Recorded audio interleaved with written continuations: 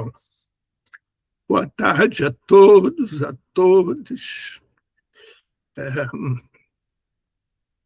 Hoje, 18 de maio, de abril, desculpa, de 2026, numa feliz coincidência, que hoje fazem 25 anos que foi promulgada a reforma psiquiátrica, onde deveria ter iniciado um novo ciclo na saúde mental no Brasil, no que diz respeito de poder entender que todos nós somos diferentes uns dos outros, porém com os mesmos direitos. Então, independente das características individuais de cada um de nós, nos é garantido pela Constituição liberdade e livre trânsito. A partir daí, não existe nenhuma justificativa para encerrar um indivíduo, isolando o resto da sociedade, a não ser que essa justificativa seja judicial e não uma justificativa meramente comportamental. Eu queria chamar a atenção para aqueles que defendem o encarceramento, o isolamento de indivíduos que tenham alguma discordância conosco, né? Que primeiro, e antes de mais nada, ele é um indivíduo como outro qualquer, como eu já disse, faço questão de reafirmar. E segundo, quando se trata dos usuários de substâncias psicoativas, a nossa elite social, seja econômica, seja cultural, seja de escolaridade, é a segunda maior consumidora de cocaína de todo o mundo, só perdendo para os norte-americanos. E nós não vamos encontrar nos manicômios atuais, ou comunidades terapêuticas, ou clínicas terapêuticas, mas em lugares que isolam indivíduos, poucos ou muito poucos integrantes desta elite. O que nós vamos ver nessas unidades terapêuticas, vulgarmente conhecidas como comunidades terapêuticas, são, em sua grande maioria, negros, pobres, afrodescendentes, assim como nas prisões também.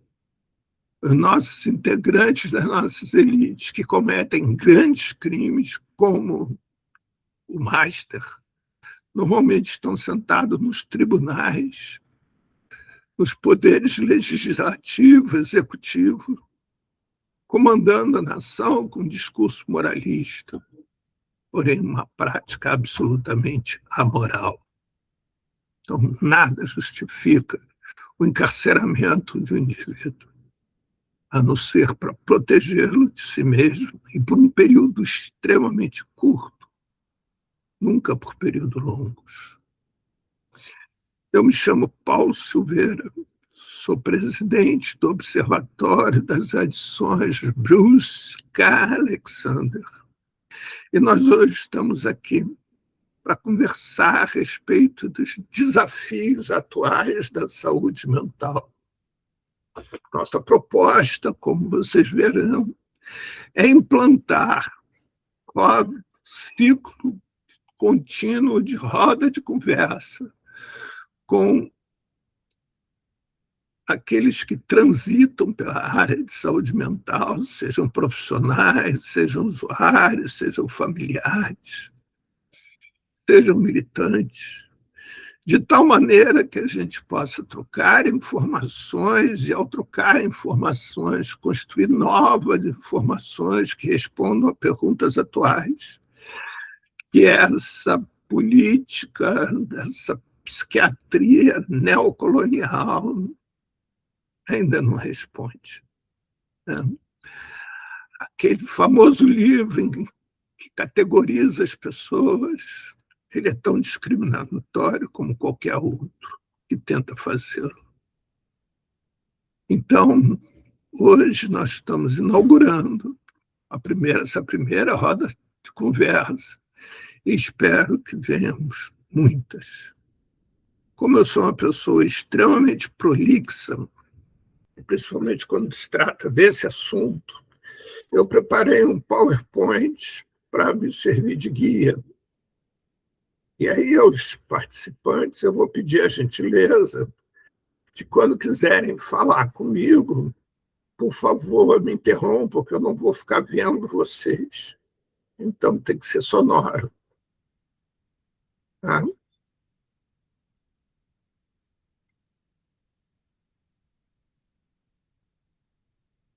Peraí.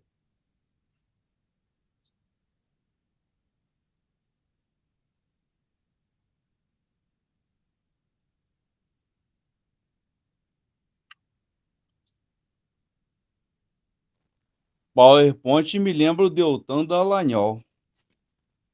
É. Eu espero que você o esqueça rapidamente. Eu espero, no mínimo, ser mais inteligente do que ele.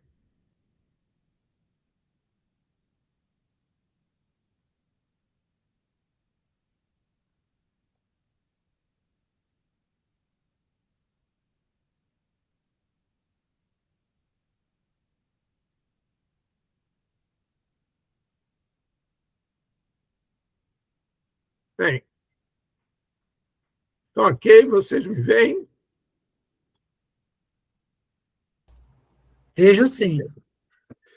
Então, como vocês podem ver na tela, nós do Observatório temos um acordo permanente de colaboração técnica com o Instituto Paulo Freire e com o Instituto de Saúde Coletiva da Universidade Federal Fluminense. O que quer dizer isso? Nós permanentemente trocamos informações, trocamos biografia, né?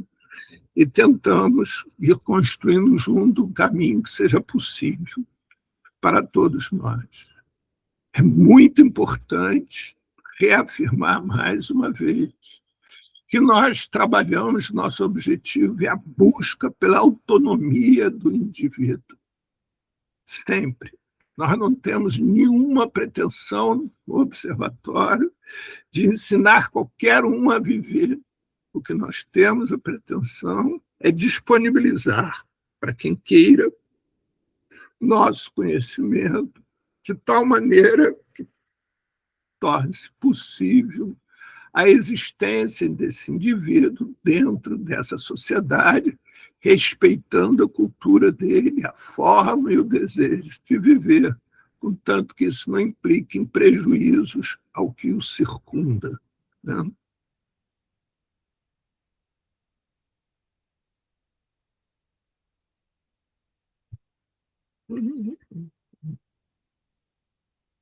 Espera aí que está acontecendo algo.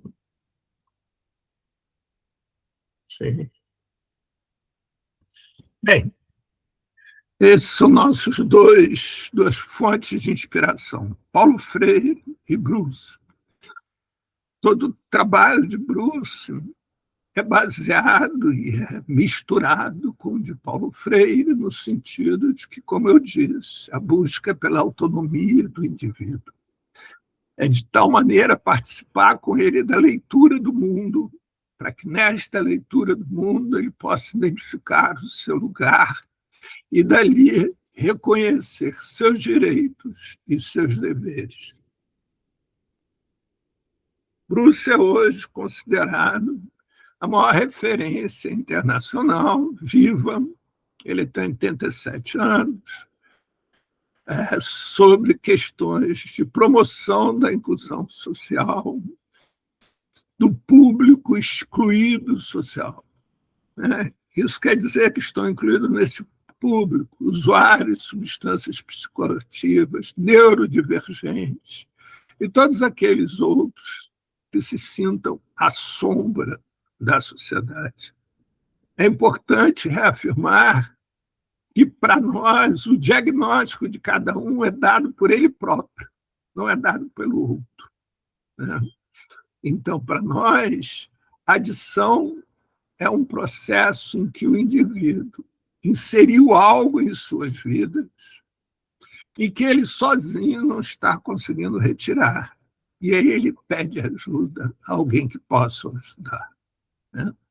Isso da maneira mais ampla do que se possa imaginar. A partir daí, é para ele que nós vamos fazer a pergunta: mas o que você quer fazer? Qual é a sua dificuldade de realizar? E aí estarmos juntos aí.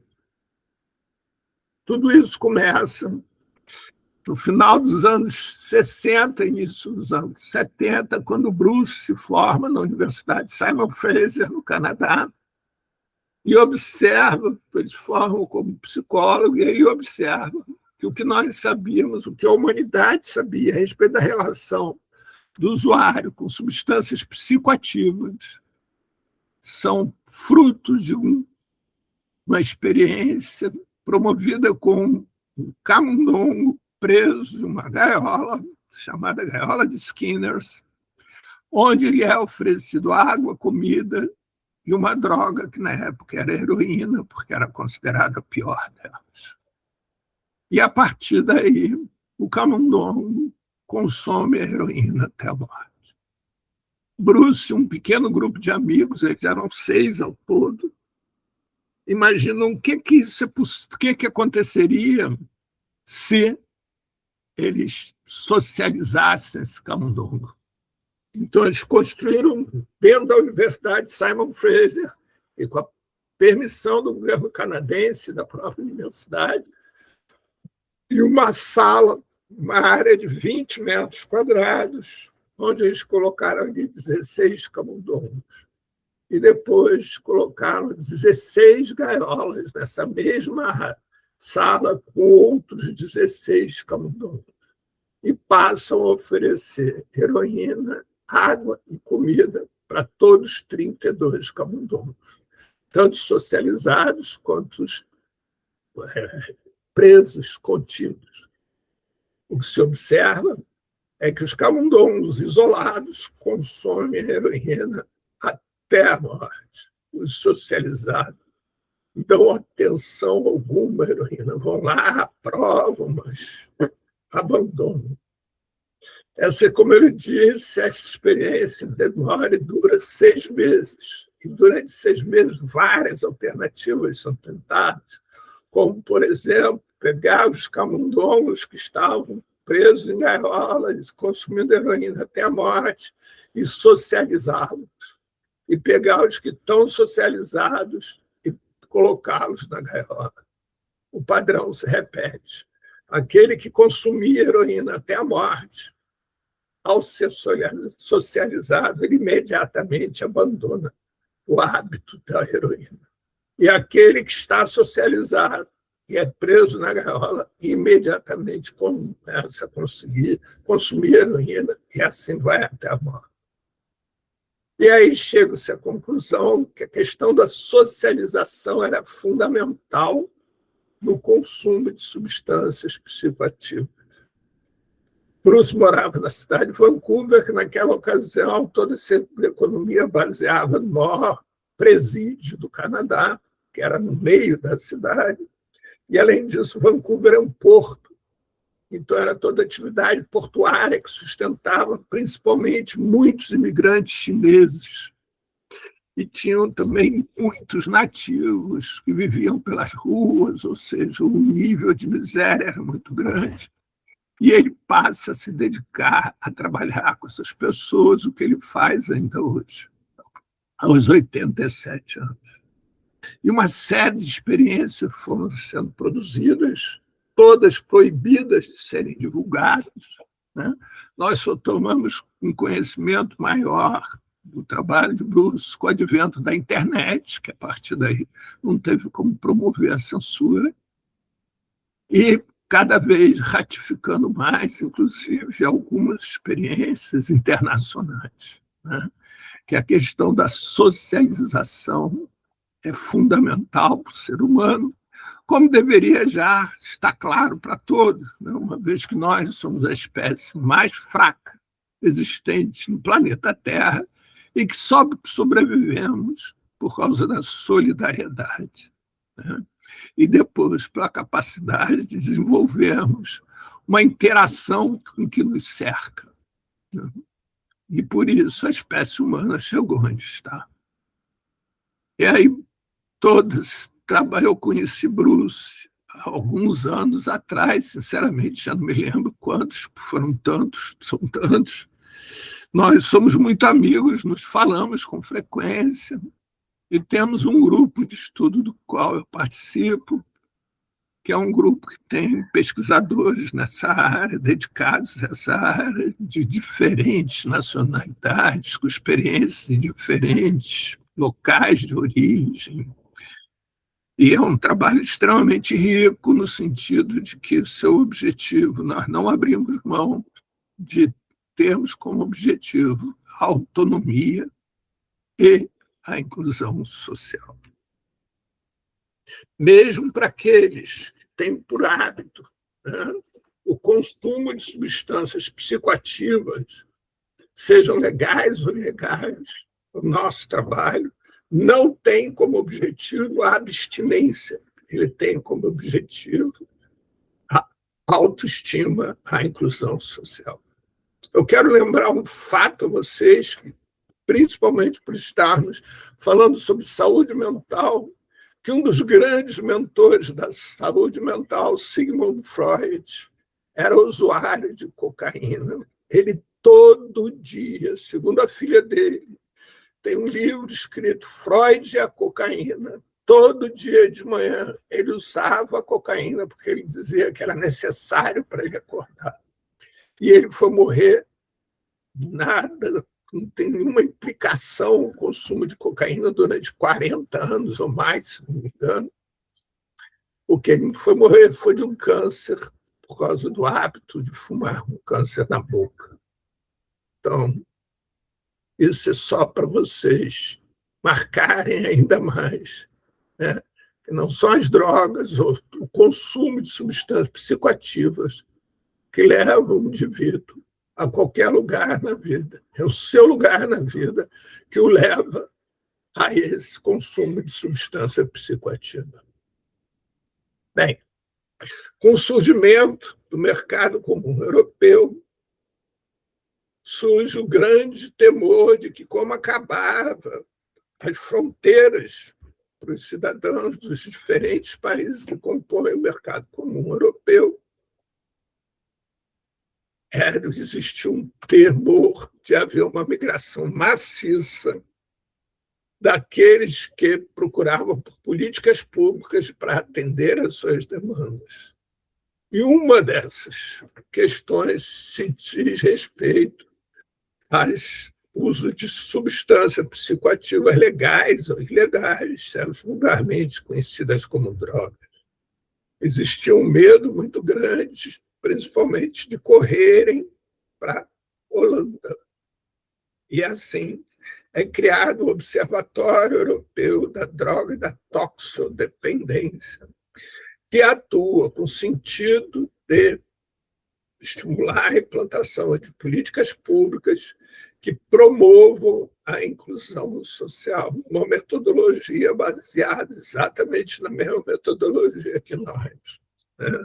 Ou seja, baseado no pensamento do Bruce, que se baseia no pensamento de Paulo Freire. Quer dizer, não se baseia, mas tem uma conversa permanente e rica com Paulo Freire. Bem, a primeira experiência que eles resolvem fazer para poder ver, colocar essa metodologia em prática foi na Islândia. Exatamente no mesmo momento que nasce o mercado comum europeu, as juventudes, os adolescentes, os jovens islandeses eram um grupo que mais consumia substâncias psicoativas em todo o mercado comum europeu, repetindo, sejam elas legais ou ilegais. E aí eles resolvem implantar uma política pública lá. E a partir dessa política pública, veja o que acontece.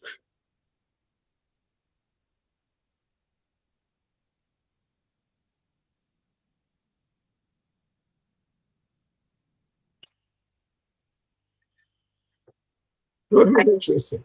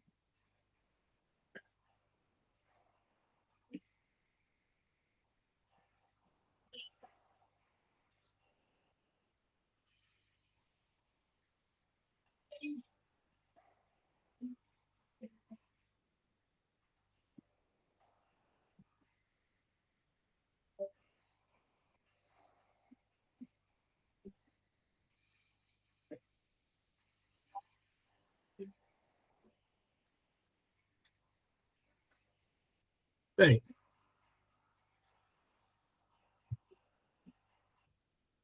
bem, fundamentalmente, esse projeto, que está em curso até hoje, reduzindo gradativamente ainda mais, está baseado em dois pilares. Um pilar é estimular a convivência em grupo, e a partir daí que é exatamente a promoção da inclusão social. Eles oferecem uma bolsa para seja adolescente ou jovem, para quem pratica atividades extracurriculares fora do horário escolar, né? Mas contanto que seja em grupo. Pode escolher qualquer uma, mas tem que ser em grupo. Né? Seja arte, seja música, seja esporte, seja o que for, mas tem que ser em grupo. E segundo, eles implantam a metodologia desenvolvida por Paulo Freire e Moacir Gadotti da escola cidadã. O que é a escola cidadã? Eles pegam todas as escolas da Islândia, que lá só tem escola pública, e a escola, em vez de ter como prioridade a transmissão de conhecimento, passa a ter como prioridade o desenvolvimento de habilidades e responsabilidades sociais. Como que isso é feito? Eles promovem uma vez por mês uma reunião aos sábados, onde todo o corpo docente daquela escola, ou seja, alunos, professores, funcionários, familiares, etc., onde eles debatem os problemas que estão acontecendo no entorno da escola, na região que a escola afeta e é afetada por ela.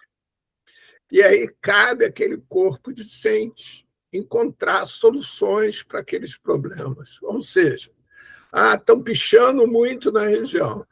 Então, cabe à escola apresentar no próximo encontro o que elas propõem que seja feito e picham. Um instantinho só que chegou alguém, imagino.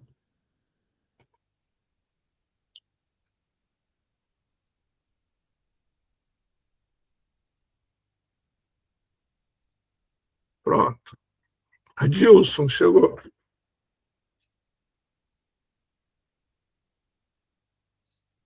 Na boa? Na boa? Oi, Posso te pedir uma gentileza? pode. Que é o seguinte, deixa eu primeiro achar como é que faz isso. Eu vou te colocar como co-administrador. Deixa eu ver, peraí. E aí, para você permitir a entrada Certo, das pessoas. tá bom. Peraí. Cadê? Está aqui. Tá? Então, você está como co-orientador, e quem chegar aí, você, por favor. Então, voltando ao que falávamos.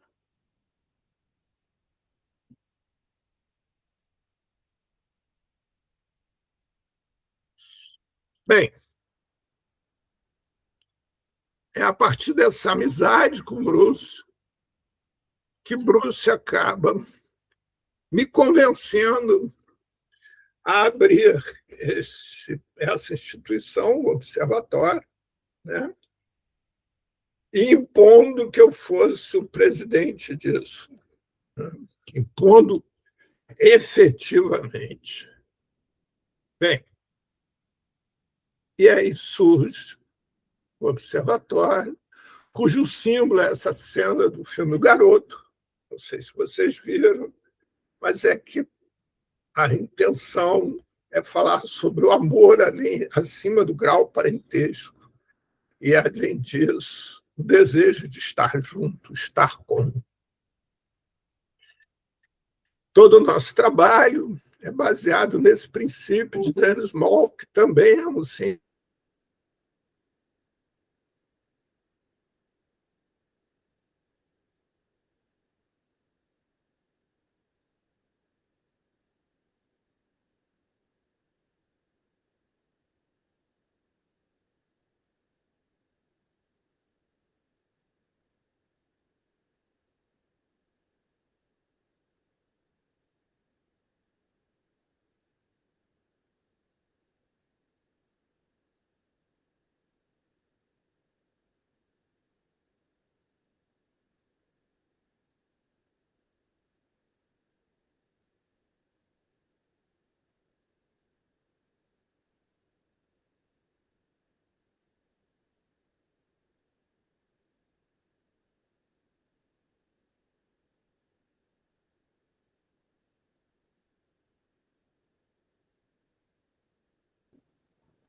Tá em silêncio?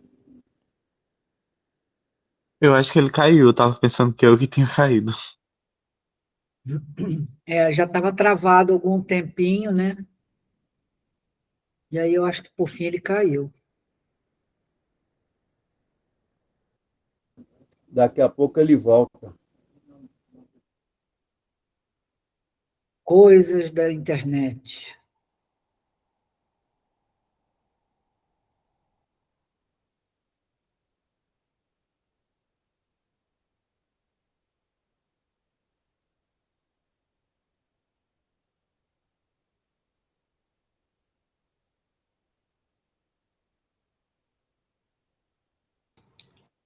Enquanto ele não volta, o Adilson podia se apresentar, né?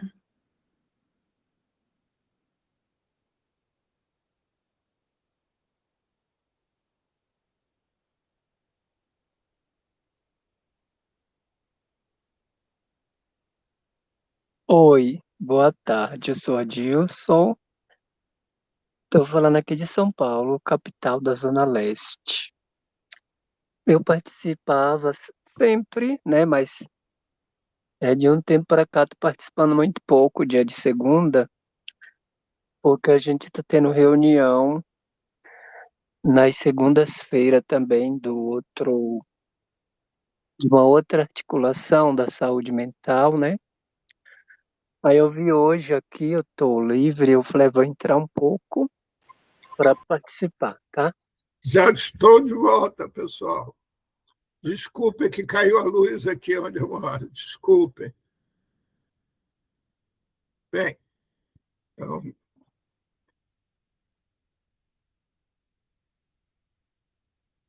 estamos retomando.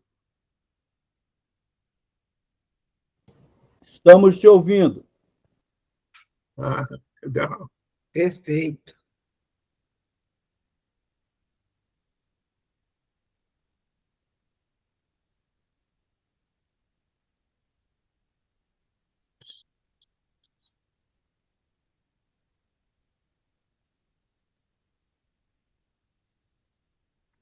Então, continuando, como eu dizia, nasce o observatório, tendo como princípio essa frase: é preciso criar sistemas que se adaptem às pessoas, e não pessoas que se adaptem ao sistema. Desmond também é um cientista canadense que também participa do nosso grupo de trabalho, de estudo, para vocês terem ideia da relevância e dedicação desse homem. Ele, no início, lá no meio, aliás, foi em 96, para ser mais preciso, 1996. Ele também é morador de Vancouver, foi aluno de Bruce, depois orientando de Bruce, mestrado e doutorado. E ele vende a casa que mora, compra um prédio abandonado de um hotel e transforma ali no primeiro housing first do mundo. Reúne naquele Pode fazer uma prédio. pergunta? Oi? Pode fazer uma pergunta? Pode.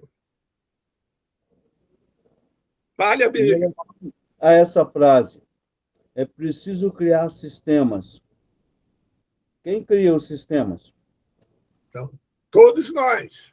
Não é quem cria o sistema, é quem vive com a intenção de compartilhamento, de solidariedade. E ali cada um vai criando, junto com o que o cerca, um sistema onde ele seja o centro do sistema, e não ele ter que se adaptar ao sistema. Entendeu? É o que a Islândia fez, amiga. A Islândia, em vez na escola ficar impondo um conhecimento para todos, ela inverteu. Isso é a escola cidadã. O que você quer fazer? Eu quero plantar. Então, tá bom. Então, vamos estudar como plantar. Entendeu? Prossiga. Tá? Então, como dizia eu, Dan Small monta o primeiro Housing First lá. Né? Dali sai depois para o mundo inteiro, obviamente sendo deturpado pelo mundo capitalista, obviamente fazendo algo que não tem nada a ver com o que é o início. Só para vocês terem ideia, housing quer dizer lar. Lar é aquilo que você cria uma relação afetiva com, cria uma identidade. E não house first. Não é dar um apartamento para alguém, é dar cidadania para alguém, onde ele, à medida do seu possível, ele terá um lugar, né, onde ele não precisa se adaptar àquele lugar, mas seja um lugar onde ele efetivamente faz parte daquele lugar. Bem,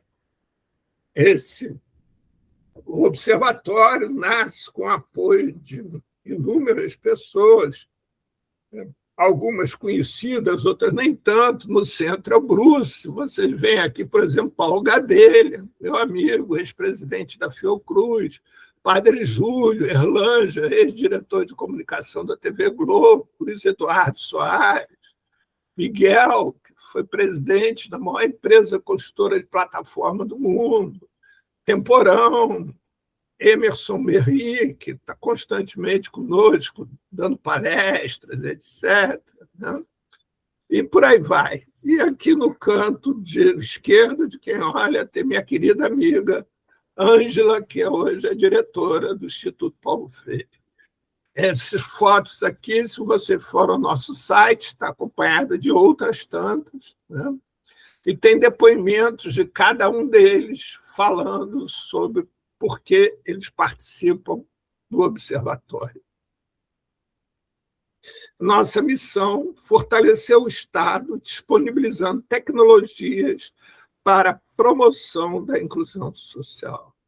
Estimular a implantação de políticas públicas que promovam a inclusão social. Ou seja, nós não queremos ser uma ONG, não queremos criar um Estado paralelo, nós queremos fortalecer esse Estado, que o Estado nós entendemos que é o único ente da nossa sociedade capaz de promover políticas públicas que promovam efetivamente a inclusão social, porque a inclusão social não dá lucro, ela promove cidadania. E, por fim, gerar e disponibilizar informações a respeito das adições, principalmente. Né? E aí chegamos ao momento atual. Né? Como é que é esse momento que a gente vive? Então, nós preparamos uma pequena foto, 3x4, do quadro atual. E olha só, saúde mental, agora, neste momento, é a principal preocupação de saúde do mundo. Não existe nenhum país no planeta Terra, vou repetir, nenhum país no planeta Terra, os mais desenvolvidos, como Finlândia, que tem o maior índice de felicidade, até os mais sofridos nesse momento, como a Palestina, por exemplo, né, que esteja atendendo a demanda de sua população a respeito de saúde mental. Olha só, o ranking das preocupações, onde antes era câncer, passou a ser saúde mental.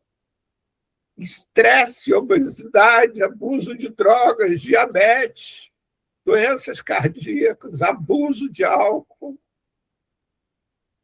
tabagismo. Tudo isso a gente pode entender como um desequilíbrio normalmente iniciado pela saúde mental. E é aí que começam a surgir outras completamente vinculadas da saúde mental. Ou seja, a saúde mental hoje encabeça todas as preocupações da população mundial.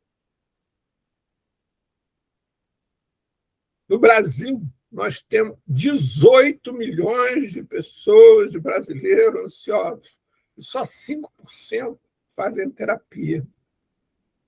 O Brasil é o país mais ansioso do mundo, segundo a OMS. Enquanto isso, 16% da população, então vamos lá, 5% faz terapia, 16% toma medicação. Sabe o que isso quer dizer? Você tem grande parte que se automedica. E vejam só, 12 milhões de pessoas atualmente preferem fazer terapia com a inteligência artificial. Esse é no mundo inteiro, não é só Brasil. Está aí por engano. Vocês conseguem imaginar um mundo onde 12 milhões de pessoas optam em conversar com a máquina ao invés de conversar com seus semelhantes? Uma conversa desprovida de emoção, uma conversa desprovida de história, uma conversa desprovida de afeto de qualquer espécie. Paulo, Pois não? eu queria fazer um comentário. Pois não. Então, depois que a gente iniciou, algumas pessoas já chegaram, né? Meu nome é Lise, eu sou de formação assistente social e hoje estou na coordenação do Sereste Estadual do Rio de Janeiro. O Paulo, eu rodo muito nosso estado aqui, nós temos 92 municípios, eu vou muito a todas as regiões, nas mais remotas, nas mais distantes. E um dia, quando a gente vai nesses municípios que são os mais distantes da capital, a gente sempre é abordado pelo secretário de saúde, porque o Estado poucas vezes chega lá. Vai lá com necessidades pontuais, vai lá, volta, enfim. E eu gosto muito de rodar, conversar com as pessoas, conversar com os gestores. E aí, o secretário de saúde me chamou e disse assim: eu tenho um problema muito sério aqui no meu município, não sei como resolver, será que você consegue me ajudar, pelo menos a me mostrar um caminho? Eu falei: pois não, diga, o que te aflige? E ele disse: eu tenho comprado uma quantidade de Rivotril crescente, todos os meses ela é maior, a ponto de que em 4, 5 meses ela dobra. E eu não sei o que eu vou fazer para reduzir isso, para segurar isso, eu não sei o que está adoecendo a população, não tenho a menor ideia. E aí eu falei para ele: você chama aí alguém da epidemiologia e alguém do serviço social para a gente começar a analisar que população é essa que está tomando Rivotril. E aí fizemos um estudo e chegamos à conclusão de que eram as mulheres da zona rural. Era um município bem do interior e que tem uma população rural bem significativa. E aí a gente chegou a essa conclusão, né? Ele tinha uma assessora de gabinete que também era assistente social, ela se interessou pelo trabalho, e a gente chegou à conclusão de que eram as mulheres do interior, da zona rural, que estavam se enchendo de Rivotril. E aí eu chamei a Secretaria de Assistência Social e falei, vamos conversar, porque precisa fazer algum trabalho com essas mulheres. O que está acontecendo? É menopausa. Falei, não, gente, olha a idade dessas mulheres.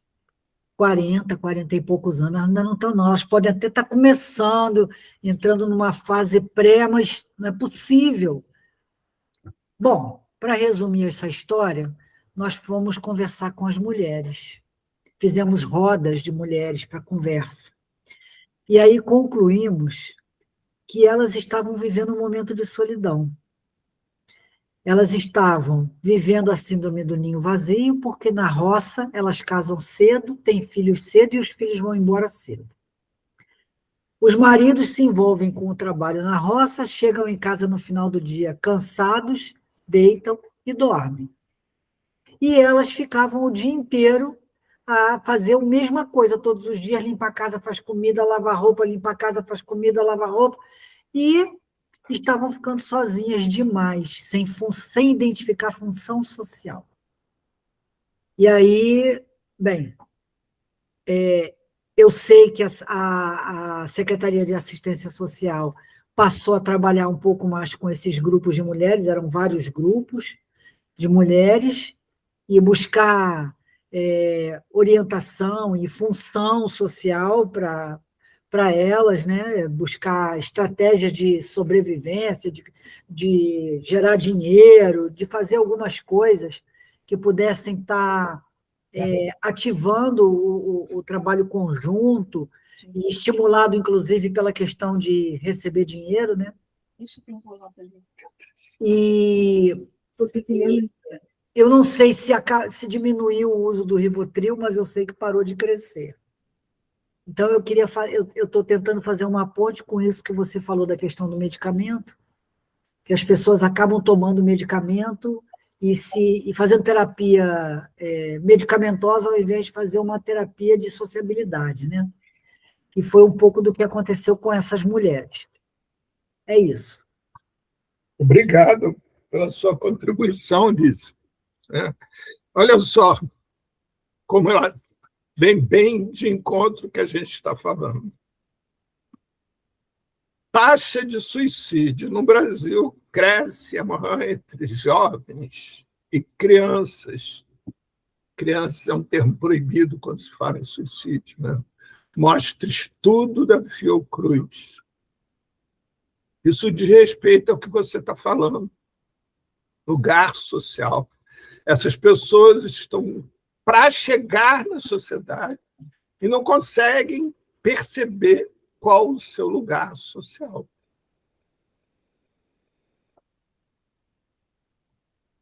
Lagoa da Conceição, em Florianópolis, tem alta concentração de cocaína e remédios, mostra o estudo.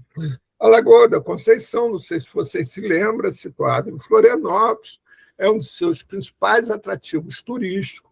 E depois dessa pesquisa, foi aconselhado a não se comer nenhum pescado da Lagoa da Conceição, nem tomar banho em sua água. Porque exatamente a cocaína e o Rivotril, né, contaminaram, poluíram as suas águas. Isso é o consumo da população e da elite. Ali é um lugar de elite.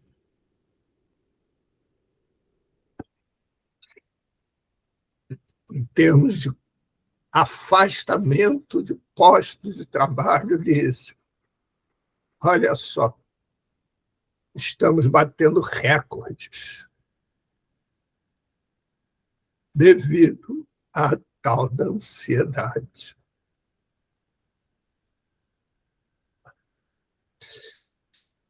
Olha, nós estamos vivendo a fase com menor procura de emprego da história do Brasil. Porém, cresce assustadoramente o número de pessoas que chegam às ruas. E para aqueles que pensam que o que chegam às ruas é devido à baixa escolaridade, vejam isso aqui. O Brasil hoje tem menos população de rua que a União Europeia e que os Estados Unidos. O que desmente, desqualifica todos os pressupostos de quem normalmente trabalha com a população de rua no Brasil, que atribui a eles ou falta de instrução, ou falta de mercado de trabalho. Não é nada disso. Hoje é comum se encontrar nas ruas do Brasil pessoas com nível superior. Você encontra nas ruas do Brasil médicos, engenheiros, advogados, e etc, e etc, e etc.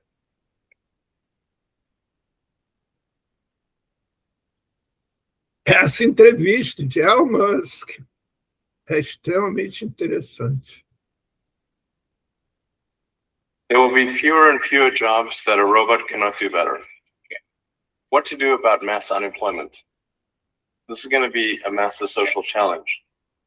And I think ultimately we will have to have some kind of universal basic income. I don't think we're going to have a choice. Universal basic income. Universal basic income, I think it's going to be necessary.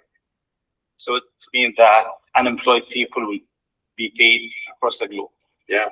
Because there is no job, machine, robots is taking over.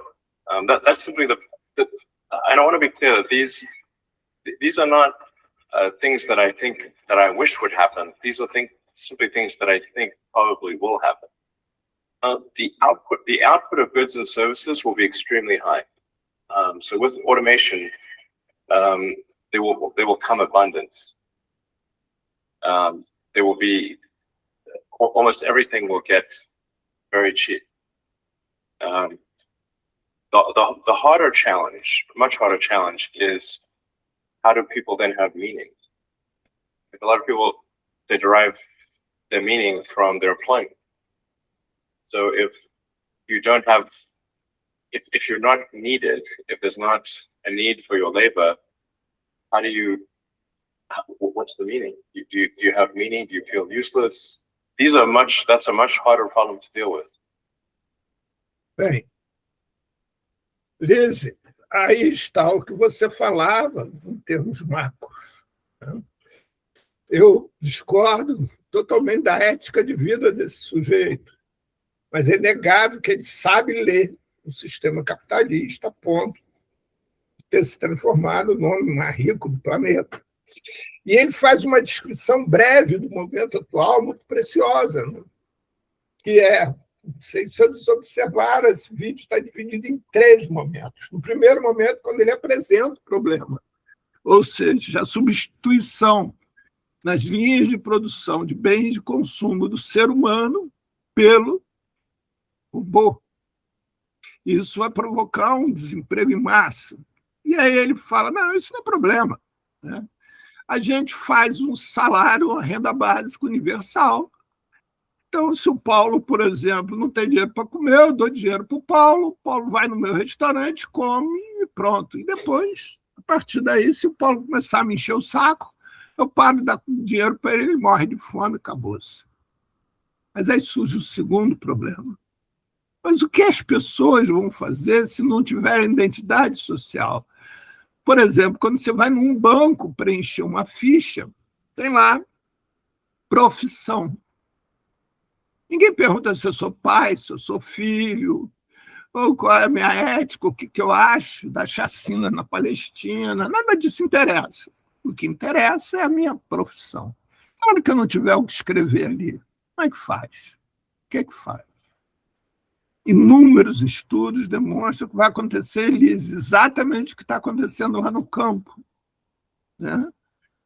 A saúde mental vai embora. Nós estamos acostumados a nos vermos através do verbo precisar e não querer, não ser queridos, né? Em sociedades tribais, eles não têm profissão. Por porque eles não precisam. Eles têm afetos. Nós temos que ter profissão, porque não vivemos a partir do afeto. Isso atualmente já tem até o nome. Chama-se necropolítica, que é essa política que está sendo praticada em massa pela direita mundial, pelo Trump, né? Que ele se acha no direito de escolher quem vai viver e quem vai morrer, porque ele mata, joga bomba em cima e acabou-se, né? Então, ninguém criar faixa de Gaza, vai lá, extermina a população e ocupa. Pronto, está resolvido. Então, esse é o horizonte que nós temos. Acontece que, olha só, aqueles que seriam para nós, né, a chave principal, né, o suporte principal, são os profissionais da área de saúde. Nós temos na categoria de médicos, 40% dos médicos brasileiros sofrem de transtorno mental.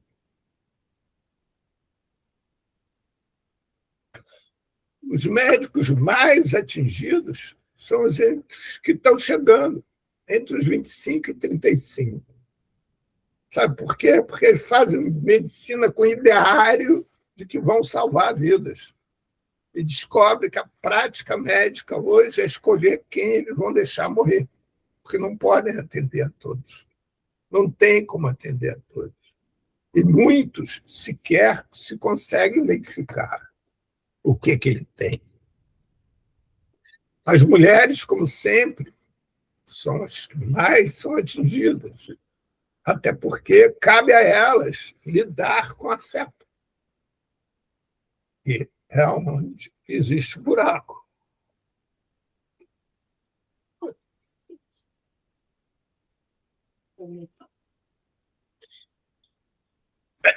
Nas pesquisas no Brasil é interessante porque isso não é algo que possa ser, como eu vou dizer, colocar, né, o fator da solidão.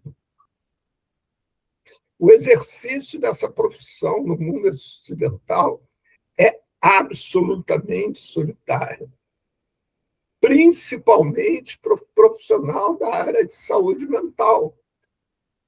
Agora, como bem nos alerta Foucault, em seu livro A História da Loucura, saúde mental não é uma questão individual, é uma questão social, né? Se eu sou um homem, aquele que mata muito na guerra é herói. Aquele que mata muito fora da guerra é um louco. Olha só, o que a ciência já conseguiu entender disso? Essa é a verdade. Mas essa também é a verdade, de fato. E essa também é a verdade, sem dúvida. Parece que a verdade depende do seu ponto de vista. Que surpresa. Essa é a verdade. Ora, gente, se a verdade depende do ponto de vista de cada um, o diagnóstico de alguém, né, que sofra de algum distúrbio mental também vai depender do ponto de vista de cada um. E olha como isso, a decorrência disso.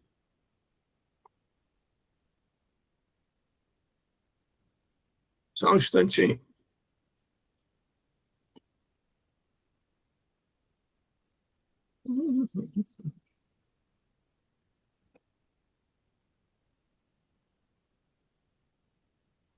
Bem, um instantinho só que o vídeo congelou. Mas o vídeo a seguir é a respeito de uma experiência que é feita com um peixe, né, chamado Lúcifer. Esse peixe é posto num aquário e é introduzido no meio do aquário uma placa de vidro, isolando ele da outra metade. Na outra metade é posta vários peixes que são exatamente a sua alimentação. E aí ele tenta chegar até a sua caça. Não consegue. E de tanto bater no vidro, acaba por se machucar. Quando ele desiste e vai para o fundo da parte dele do aquário, é retirada a placa de vidro. E quando a placa de vidro é retirada, os peixes que são a sua caça passam a circular por todo o aquário. E o peixe, o Lúcifer, não os ataca mais, até morrer de fome. Pois é. Ele havia se convencido que a sua caça, ele tinha virado a caça ao invés de caçador. E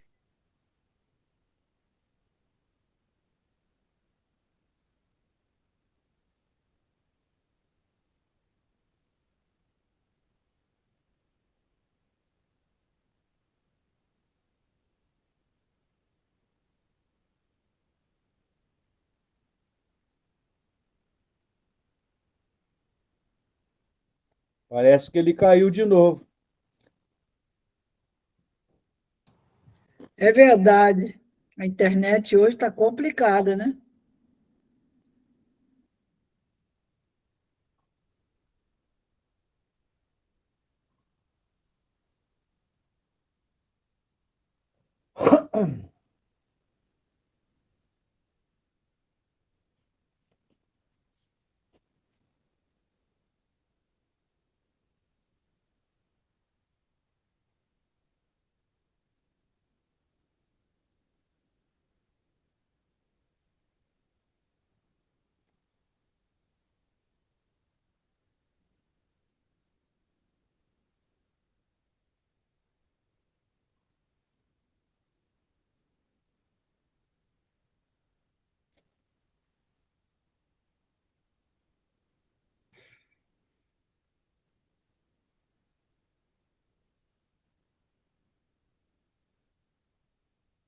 Será que acabou a energia dele de novo?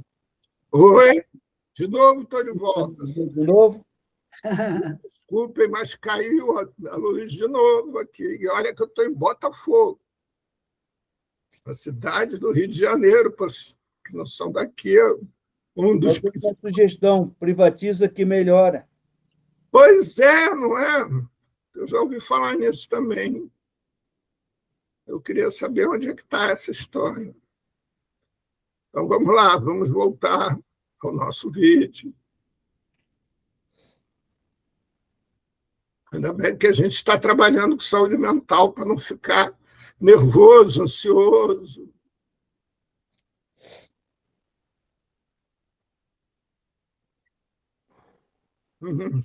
Temos que ter cuidado para não ficarmos desenganados, igual o peixe que não batia mais no vidro que não existia mais. Pois é, exatamente isso, Abílio.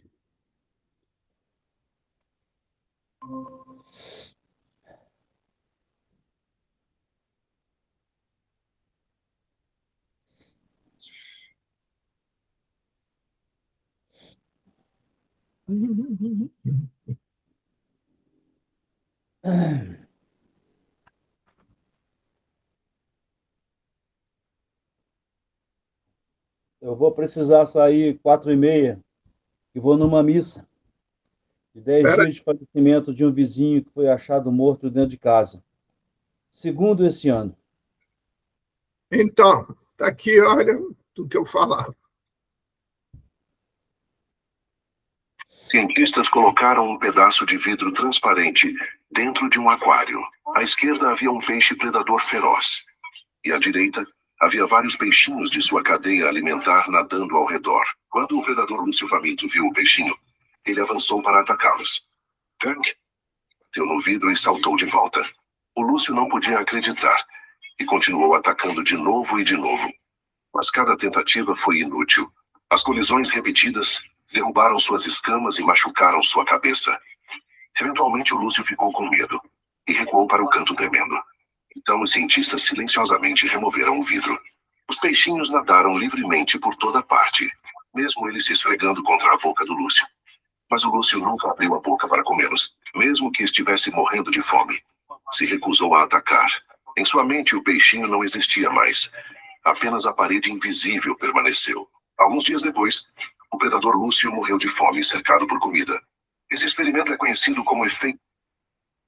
Bem, esse é o mundo em que circula o profissional da área de saúde mental. Porque ele sabe que se ele criar uma parede para o seu paciente, para aquele que está à frente, né, como, por exemplo, fazendo um diagnóstico equivocado, ele pode se acomodar àquele lugar ou entender aquele lugar como sendo o único seu. E depois fica mais difícil ainda de sair dali. A nossa proposta, nossa do observatório, o afeto reduz dano. É essa a nossa proposta. Como?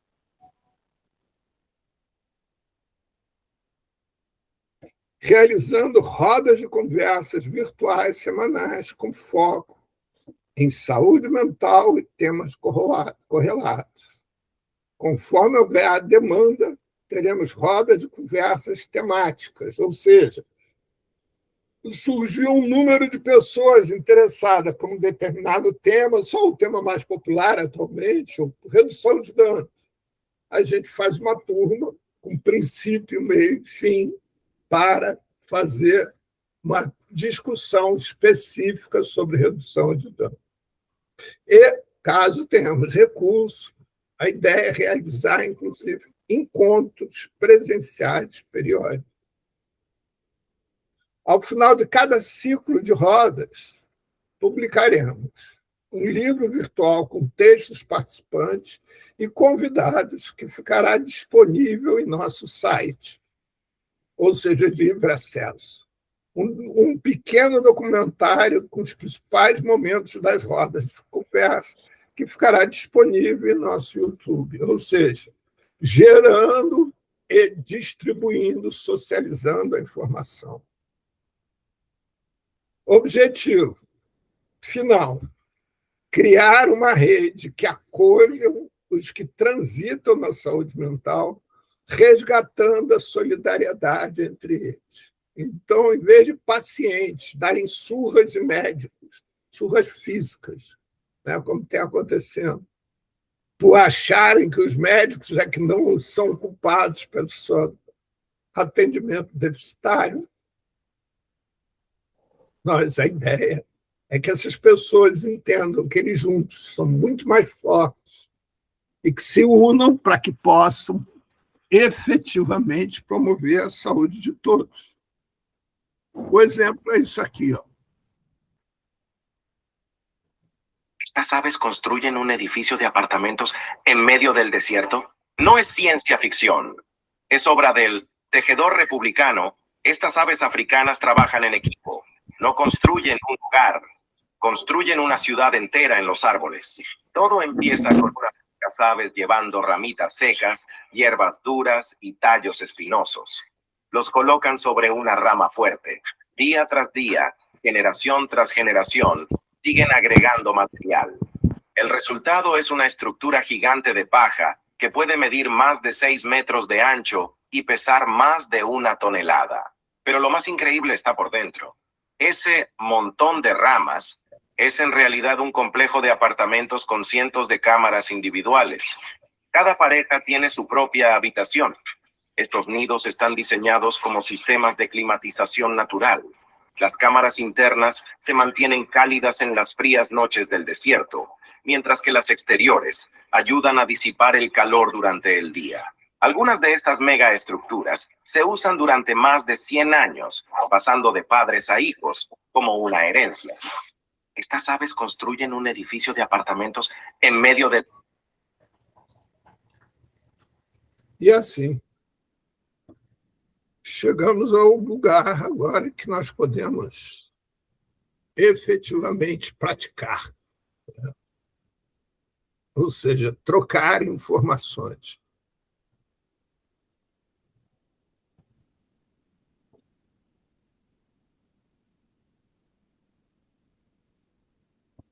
Perguntas, comentários? Tudo bem, Edilson?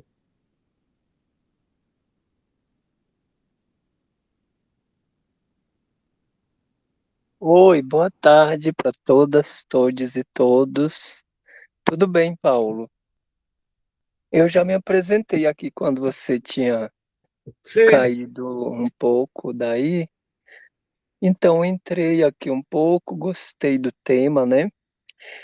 E a gente até já falou dessa questão de moradia lá do tratamento do Canadá, né?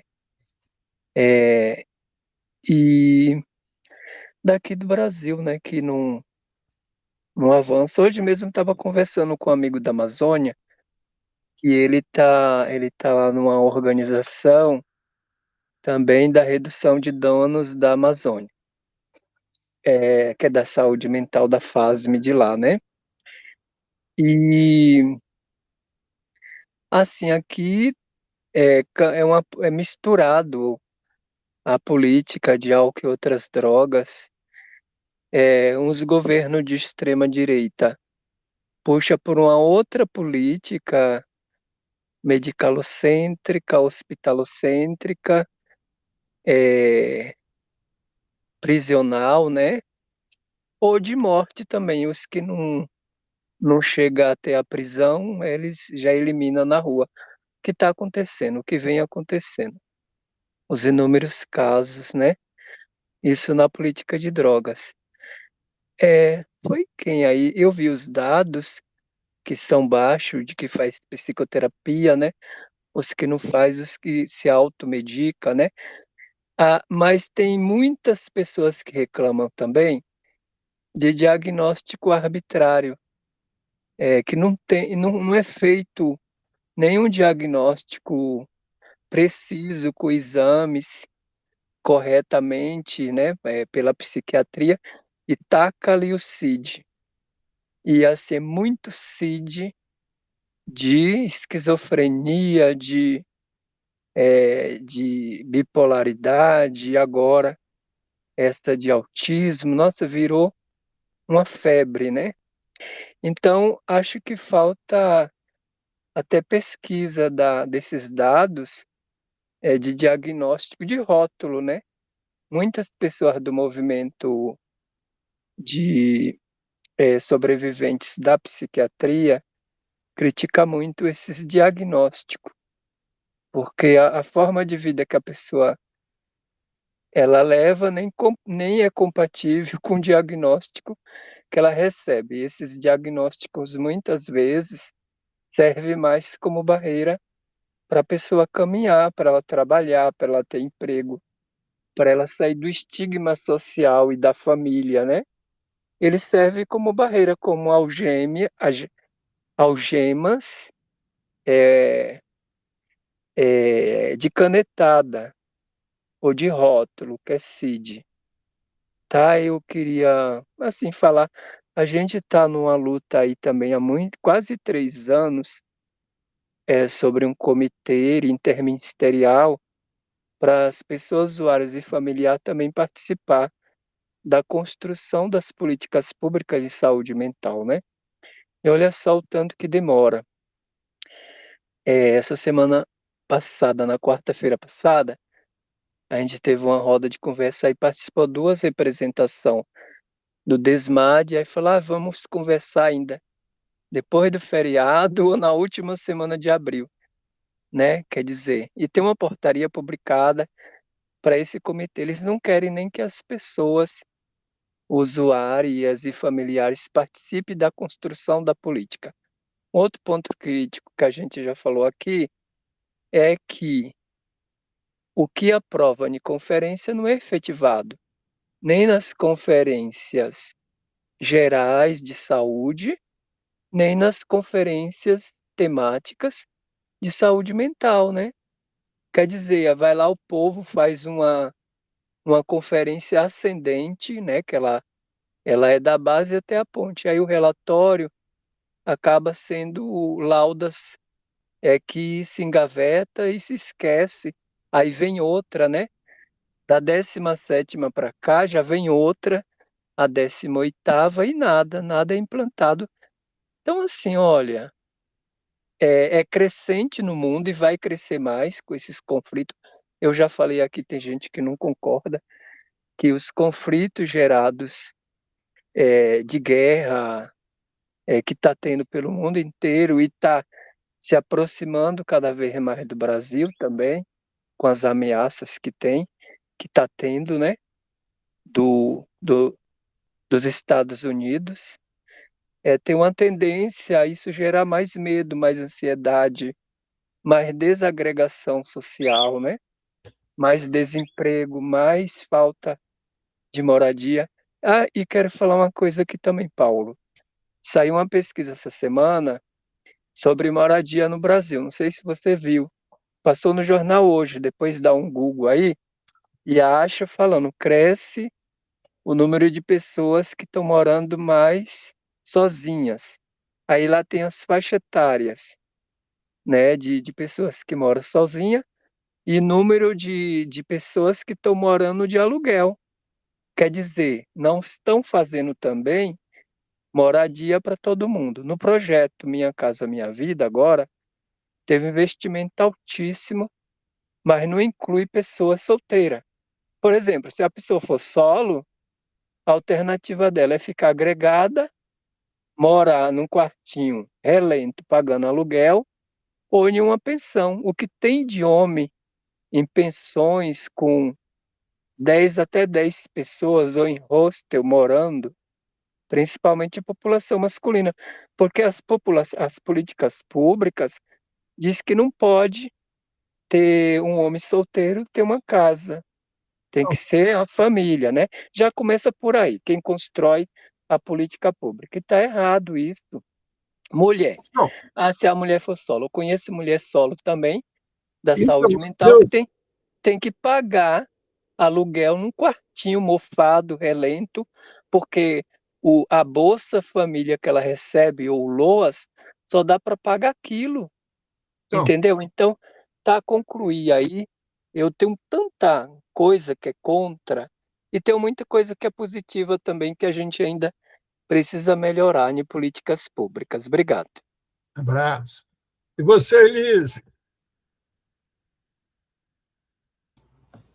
Então, Paulo, eu não tenho uma prática profissional muito intensa relacionada com a saúde mental, né? Eu tenho 40 anos de trabalho, mas pensando saúde do trabalhador de uma forma mais genérica. Passei quase 20 anos desses 40 mais preocupada com as intoxicações por agrotóxicos, que também vão trazer, de alguma forma, problemas de saúde mental, mas eu não me aprofundei nessa questão. No lugar onde eu me encontro, eu já, desta vez, né, eu começo a identificar um número muito alto de pessoas com queixas de saúde mental, inclusive com dificuldades de serem reconhecidas pela Previdência Social. A Previdência Social foi o nosso sistema de saúde até dos trabalhadores que tinham carteira assinada, né? Até o SUS chegar. E a saúde mental no SUS não é um local onde os trabalhadores encontram com facilidade esse diagnóstico de que os problemas de saúde mental estão relacionados com o trabalho. Os assédios, as discrepâncias que se dão entre o capital e o trabalho, elas estão sendo reconhecidas como problemas de saúde mental não tem muito tempo. Não tem muito tempo diante do tempo que o SUS está colocado aí, né? O SUS é de 90, né? E a rede de saúde mental é bem depois disso, e a rede até hoje tem muita dificuldade de relacionar os problemas de saúde mental relacionados com o trabalho. Esse diagnóstico é mal feito, é mal notificado, a gente não tem muitas informações com relação a isso. E uma das coisas que mais me preocupam é quando as pessoas buscam essa correlação e às vezes me parece que elas buscam uma forma de diagnosticar como um carimbo, sabe? É doente mental, pronto, acabou. Como se isso não houvesse a possibilidade de algumas reversões. A ansiedade, enfim, é um problema que você tem agora e pode não ter daqui a pouco, que você tem hoje e pode não ter amanhã. Né? Os fatos da vida levam você a um processo um pouco angustiante, até a possibilidade de ficar desempregado, de não ter como se manter e manter a sua família, mas isso reduz, ou até eu me atrevo a dizer que pode acabar, se a pessoa retornar para o mercado de trabalho. Mas o medo de não voltar para o mercado de trabalho faz isso também exagerar e aumentar a ansiedade e criar um processo maior, que eu não sei qual é o nome que se dá, que eu não sei se é ansiedade ad eterno, ou se isso muda de nome, porque a ansiedade, no meu entendimento, que não é talvez o melhor do mundo, mas a ansiedade pode ser um negócio temporário, de um momento. Se ela se perdurar, eu acho que ela deixa de ser ansiedade para ser uma outra coisa. Né? No meu entendimento, a ansiedade é um negócio que é gerado por uma coisa momentânea e passa. Passa na medida em que aquele momento passa, né? Que aquele episódio passa. Eu não sou a melhor pessoa para falar em diagnóstico de saúde mental, não. Eu fico sempre pensando se as pessoas não se agarram a alguns diagnósticos para... como é que eu vou falar para você?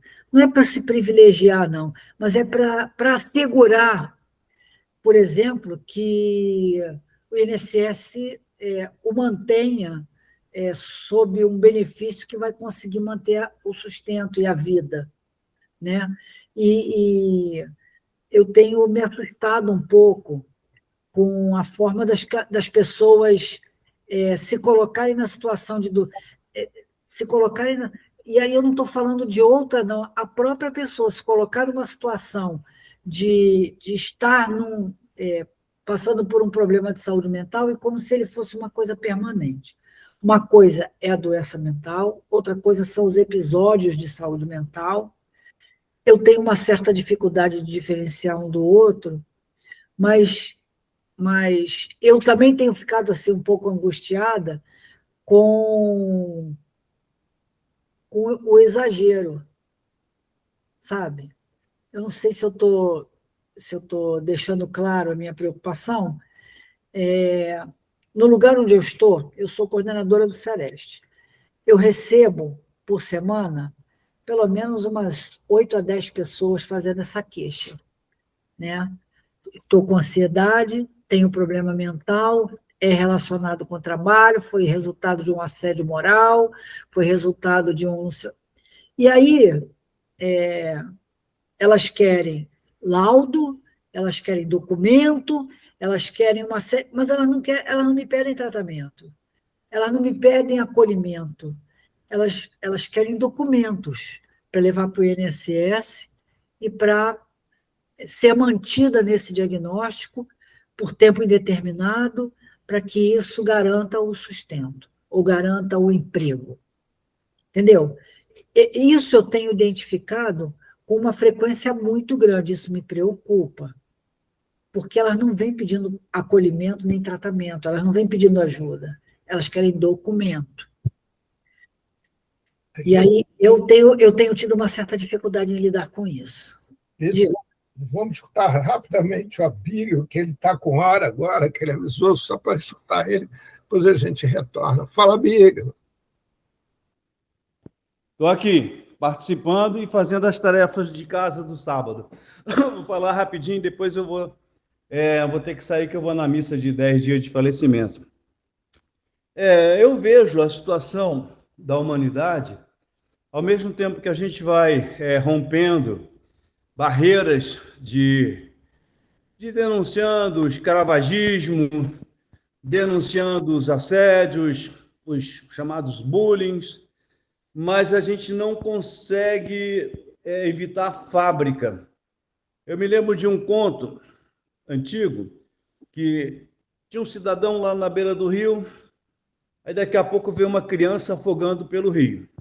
Ele vai, mergulha no rio, tira a criança. Aí daqui a pouco vem outra criança, e daqui a pouco vem outra criança.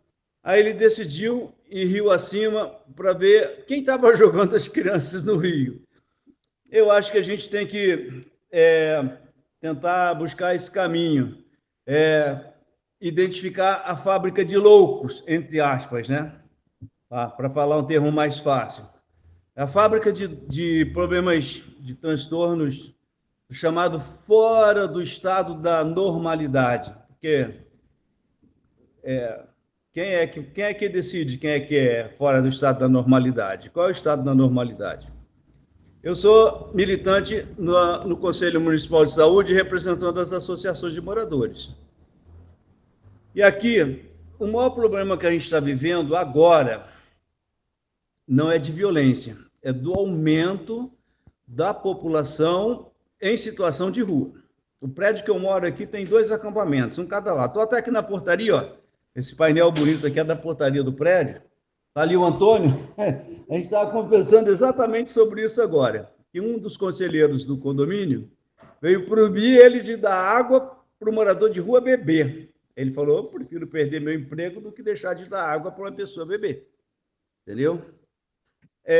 Então, só para citar um caso mais drástico, o que eu estou observando dessa convivência entre os moradores dos apartamentos e dos moradores em situação de rua é que entre os moradores em situação de rua, eles têm uma outra sociedade. Aí cai no começo da palestra do Paulo, a aceitação. Eles não são aceitos na sociedade das pessoas, entre aspas, bem-sucedidas. Então, eles criaram, os moradores em situação de cidadãos em situação de rua, uma outra sociedade.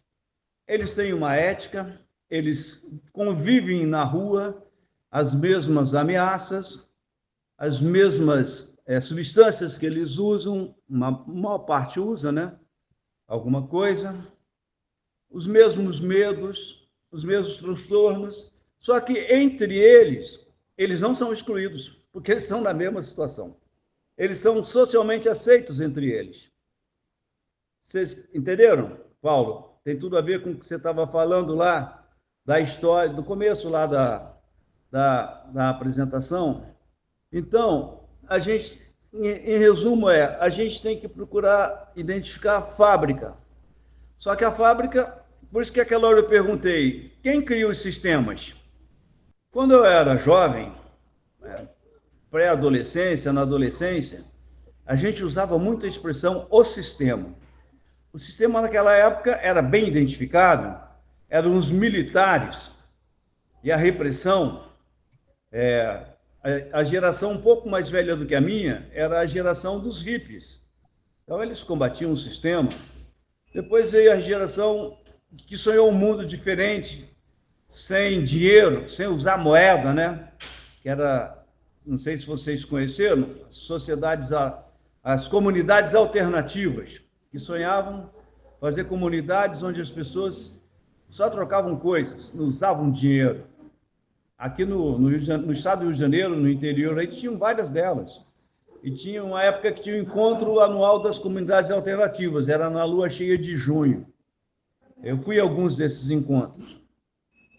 Mas o que eu vejo hoje do desafio, o desafio é que está aumentando o percentual da população. Talvez porque esteja melhorando a comunicação, né? Eu convivi com uma pessoa que era considerada louca. Ficou interno um tempo. Eu tinha 2, 3 anos de idade nessa época. Levou choque, perdeu muito dos controles. Depois a família resolveu integralizar ela dentro de casa. No caso, era a mãe do meu pai, a minha nona. Eu convivi com ela na infância. Talvez por isso que a questão de doença mental, para mim, é um desafio a ser trabalhado. E do que eu me lembro da chamada normalidade das pessoas, o desafio é exatamente fazer com que as pessoas entendam que a gente tem que aceitar o diferente e parar de rotular as pessoas. Aqui, por exemplo, citar um outro exemplo. Tem um grupo de trabalhadores. Tinha um que tinha um cabelão. Fizeram brincadeira com o cabelão dele. Ele raspou o cabelo. Não sei se vocês estão assistindo essa novela que está passando aí agora 8 horas. Tinha um jovem lá que foi drogado por um tempo e tinha um cabelão. Agora ele é tido como bem-sucedido porque ele mudou a aparência. Olha só a mensagem que essa novela está passando para milhões de espectadores. Metade da população assiste. Que a aparência faz a pessoa ser bem-sucedida. É uma loucura isso, sabia? É a tal da novela das 3 graças. Então, o desafio, se a gente quiser parar a fábrica, entre aspas, de pessoas com transtorno mental, como alguém falou aí, é o desafio do século XXI. Agora eu estou aposentado, mas quando eu estava na ativa, na Secretaria de Saúde do Trabalhador, eu já sabia que o transtorno de doença ocupacional mais grave seria a saúde mental. Então, olha só. Para contribuir para o debate hoje, o desafio é parar a fábrica. Se a gente não conseguir identificar a fábrica e trabalhar nisso. Agora, quem gera os sistemas sociais? Quem gera os sistemas sociais hoje, quem gera é quem controla as big techs. Eles geram um modelo que liberta e que aprisiona, que gera doentes mentais. Eu tenho um jovem conhecido que tem hoje está completando 24 anos. Está há 3 meses interno para se liberar do jogo do tigrinho. O jogo do tigrinho levou ele a se tornar dependente de cocaína. Ele achou que ficando aceso, usando cocaína, ele ia derrotar o jogo. Olha só que coisa maluca. Mas não é esse negócio das bets aí virou uma doença social. Gerou uma situação de endividamento por causa de jogatina, ligada a esporte, futebol. Se alguém assiste futebol na televisão, de cada 10 anunciantes, 9 é de bet. Então, esse é o cenário que a gente está vivendo. A fábrica, entre aspas, de loucos, está em ritmo acelerado. Produção em série, sem parar. E vai mudando o seu ritmo, a sua forma de trabalhar. É isso. Então, obrigado, Abílio. Na boa, queria te escutar também. Por agora. Na boa. Posso tentar dar uma breve contribuição. Vou me apresentar novamente, né? Eu sou psicólogo formado pela UFRN, Facisa, o campus Facisa, né? Faculdade de Ciências da Saúde do Trairi, aqui no estado do Rio Grande do Norte, e atualmente estou conselheiro estadual de saúde, representando o CRP, e estou compondo a Comissão Intersetorial de Saúde Mental, além de outras comissões, mas hoje venho representando a Comissão Intersetorial de Saúde Mental do Conselho, né, Estadual de Saúde. E aí, assim, primeiro vou fazer assim só um breve comentário sobre o paradigma da saúde mental, assim, e aí, bem breve, mas que eu acho que é importante, que eu parto do reconhecimento do sujeito enquanto um sujeito biopsicossocial, né? E nesse social, obviamente, que o social não veio do éter. Então, no social também tem a ideia de que é um sujeito histórico, né? É o social, enfim, porque o social é também algo construído, né? Não vem do éter, né? E aí, enfim, logo entendendo e aí, enfim, quando se fala saúde mental também dá para a gente trabalhar pelo ramo do diagnóstico, né, que tem a sua importância e dá para se discutir os seus efeitos também, né, e tanto seus efeitos positivos, como de acesso a direitos e acesso a encontrar outras pessoas com que pode se relacionar em algumas questões, e perceber que não está sozinho no mundo, digamos assim, e, enfim. Mas também pode ter seus efeitos cristalizadores, né, de cristalizar estados mentais, né, de cristalizar, de colocar enquanto sou e de entrar enquanto algo da identidade, né, e não enquanto uma condição ou um estado ou, enfim, uma questão biopsicossocial, né, tá colocado enquanto muitas vezes é atrelado à identidade, subjetivamente falando, cristalizando diagnósticos, né. E também os diagnósticos, eles não podem ser descontextualizados, né. Eu costumo dizer que, enquanto sujeitos biopsicossociais, antes de sujeitos adoecidos, existem modos de vida adoecedores, né. Eh, e aí, nesse sentido, eu acho muito delicado tratar, por exemplo, saúde mental enquanto diagnóstico ou enquanto ausência de doença. Eu acho que é necessário pensar além da ausência de doença ou presença de um diagnóstico, né. É necessário pensar em modos de vida humanizadores, né. É necessário pensar porque eu entendo que para existir sujeitos adoecidos, existem modos de vida adoecedores, existem modos de vidas produtivistas, ansiogênicos eh e que não dão tempo para o sujeito também ter laços de vida comunitário e de ser coisas, né, em vez de só desejar ter coisas, de ser estimulado a associar a sua identidade a consumir, né, como é amplamente estimulado, né, por todo lado, e enfim. Eh, e aí nesse sentido, eu entendo que o SUS ele tem, agora indo para o lado só fazendo essa breve, né, enfim, introdução, mas aí no sentido da questão dos vícios, né, eu entendo que o SUS ele tem algumas contribuições, né, assim, eh, ainda em construção, como tem que ser, né, mas não acho que também parte do zero, né, digamos assim. O SUS ele tem a rede de atenção psicossocial, né, que tem os CAPS e existe a política específica de álcool e outras drogas, né, que é o CAPS-AD, que é mais voltada para a questão dos vícios, né. Eh, a rede de atenção psicossocial como um todo, ela tem 2 princípios norteadores principais, que um é o cuidado em liberdade, né, e o outro é que esse cuidado em liberdade também não é para gerar uma dependência, né, não é para os sujeitos virarem dependentes dos dispositivos da rede de atenção psicossocial. Pelo contrário, esses dispositivos eles têm que, contribuir para o fortalecimento dos vínculos comunitários desses sujeitos.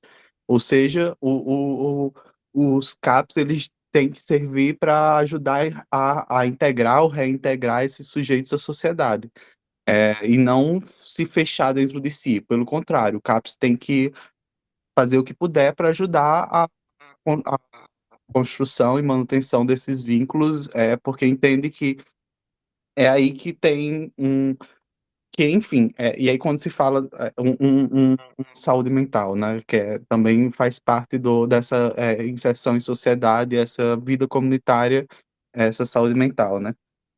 Eh, e aí quando se fala da política específica de álcool e outras drogas, né, a política principal é toda baseada na ideia das redução de danos, né, eh, que não pressupõe impor ao sujeito a linha de tratamento, digamos assim, mas que tenta, dar as melhores informações, digamos assim, de como o sujeito pode reduzir seus danos de diversas formas, seja por substituição de quais substâncias usar ou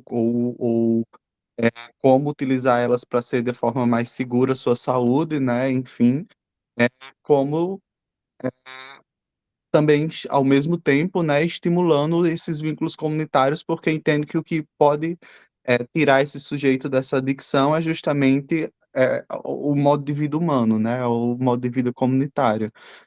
E não só dizer, proibir o sujeito de utilizar ou tirar ele do seu contexto e proibir ele de utilizar, enfim, né? E aí, nesse sentido, eu acho que é muito importante a defesa do SUS, né? De conseguirmos. Porque, enfim, acaba que no cenário nacional, em geral, existe mais CAPs fechando do que abrindo, né?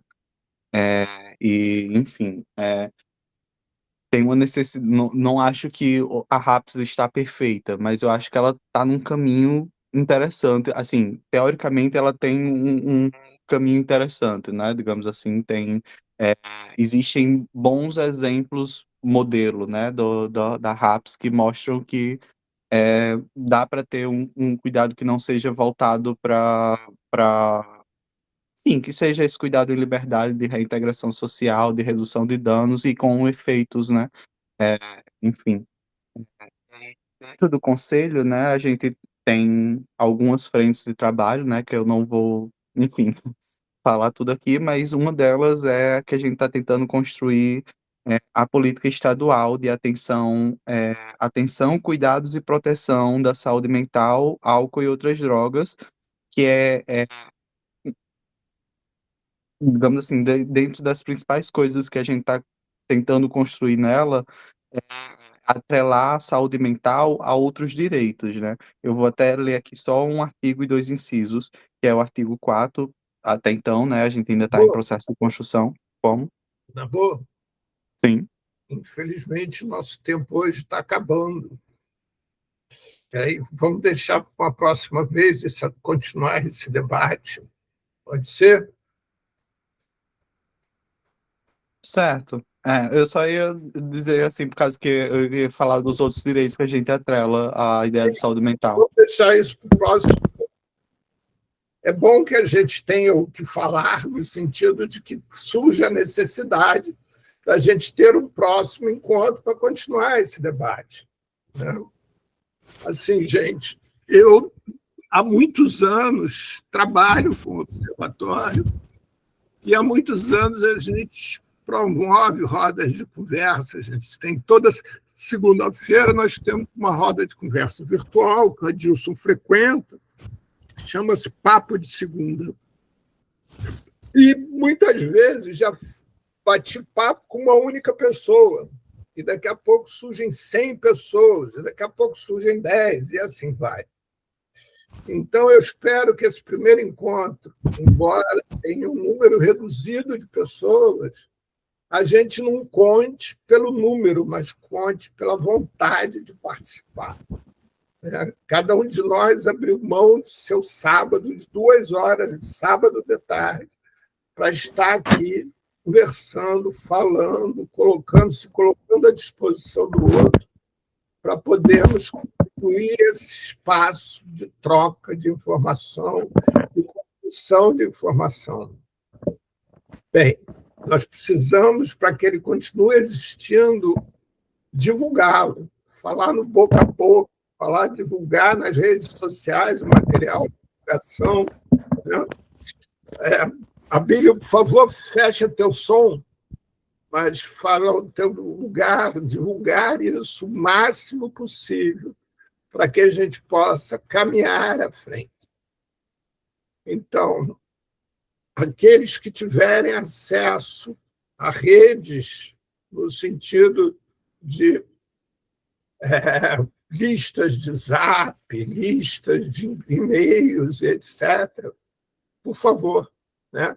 Vamos disponibilizar esse material, vamos chamar esse material, esse pessoal, e quem quiser pode passar essas listas para a gente, que nós temos pessoal para fazer essa divulgação.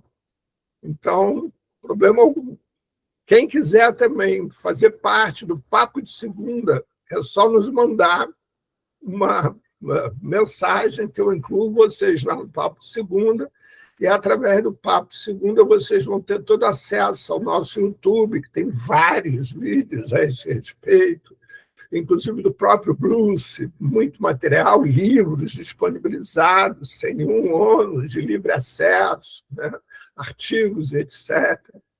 Assim como também tem o nosso site. Então, nós temos muito material para circular e com vontade também. Estamos iniciando agora a organização de um livro composto por artigos diversos dos excluídos sociais do século XXI. Bem, em breve eu vou começar a divulgar o material do nosso segundo encontro no mês que vem. E aí vou mandar especialmente para vocês e vou introduzir vocês também num grupo de trabalho especificamente para esse tema, que já existe um, né? Eu criei esse outro específico para esse encontro de hoje devido a pouca procura. Zohan, Zohadin, né? Olha, agradeço a sua vinda, você é muito bem-vindo. Me manda um zap, para quem não tem o meu telefone é 21 987 960 454. Então, vou repetir, 21 987 960 454. Eu vou, depois, como disse, mandar material para vocês de divulgação, inclusive disponibilizando o link desse vídeo lá no YouTube, para quem quiser poder difundir. Tá bom? Forte abraço para todos. Até a próxima. Muito obrigado a todos pela presença. Muito obrigado a todos pelo carinho, pelo afeto. Um abraço. Obrigado, Adilson. Obrigado, Liz. Obrigado a todos. Saúde, paz, fé e coragem. Obrigado, Billy. Para você também.